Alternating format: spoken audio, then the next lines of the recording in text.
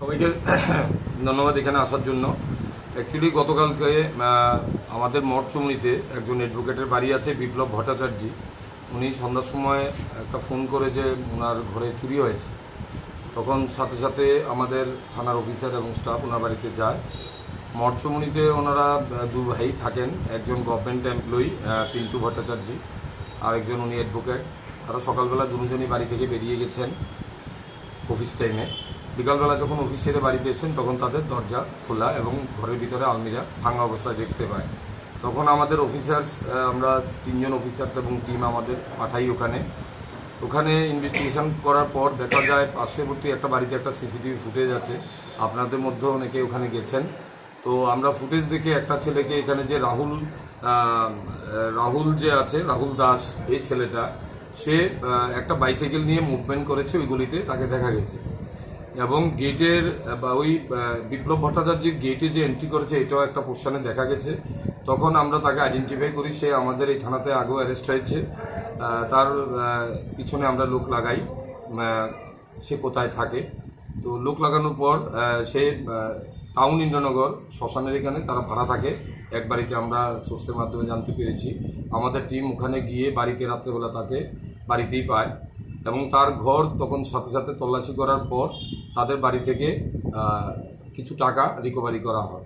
এখানে বিপ্লব ভট্টাচার্য একটা কমপ্লেন দাখিল করেছেন আমাদের এখানে।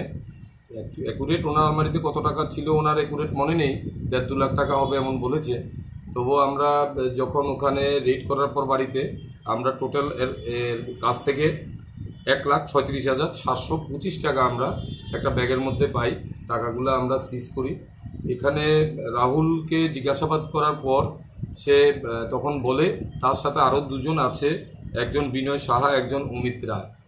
তো অ্যাকচুয়ালি বিনয় সাহার বাড়ি পরবুগে, অমিত রায়ের বাড়ি শ্রীনগর। এরা সবাই এখানে ইন্দ্রনগর, টাউন ইন্দ্রনগরে ভাড়া থাকে এখানে।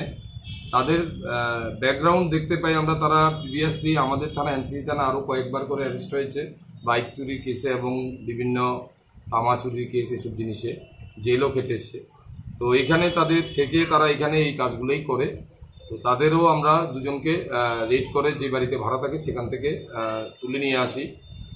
রাহুলের বক্তব্য অনুযায়ী অমিত প্রথমে রেকি করে বাড়িটাতে, তাদের বাড়িতে গেটে তালা আছে, এটা রেকি করে আসে এবং তারপরে তারা 2-3 জন মিলে একত্রে ওইখানে এই চুরিটা করে। তো এখানে হয়তো আরও কিছু টাকা ছিল, 4,000 টাকা, যেটা তারা তাদের পার্সোনাল কাজে ব্যবহার করে ফেলেছে। তার মধ্যেও আমরা 1,36,725 টাকা এখন পর্যন্ত উদ্ধার করতে পেরেছি। বাকি আমরা তাদের পুলিশ রিমান্ড চাইব এবং তারা আরও অন্য কোনো কেসের যে ইনভলভেন্সি আছে কিনা সেটা আমরা দেখব ইনভেস্টিগেশনের মাধ্যমে।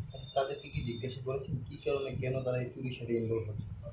না, অ্যাকচুয়ালি তাদের একটা হ্যাবিট হয়ে গেছে। আমরা ন্যাচারালি তাদের অ্যাপিয়ারেন্স এবং তাদের অ্যাক্টিভিটিস দেখে যেটুকু বুঝতে পারি তারা কিছু, আপনারা জানেন, কিছু ড্রাগসের আসক্ত হয়ে আছে। তারা থাকে প্রায় সময়ই এবং বিভিন্ন জায়গায় খালি অ্যাবান্ডন প্লেসগুলো খুঁজে খুঁজে তারা বের করে এই কাজের জন্যই, ওটার টাকা জোগাড় করার জন্যই তারা এই কাজের সাথে লিপ্ত হয়ে আছে।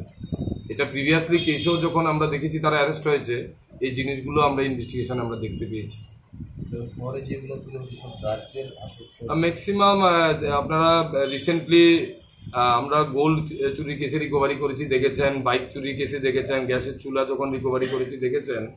ইয়ং জেনারেশনে এই টাইপের ছেলেরাই এটাতে ইনভলভেন্সি আছে এবং ম্যাক্সিমাম এই জাতীয় নেশাদ্রব্য সেবন করার যে প্রবণতা তাদের মধ্যে আছে,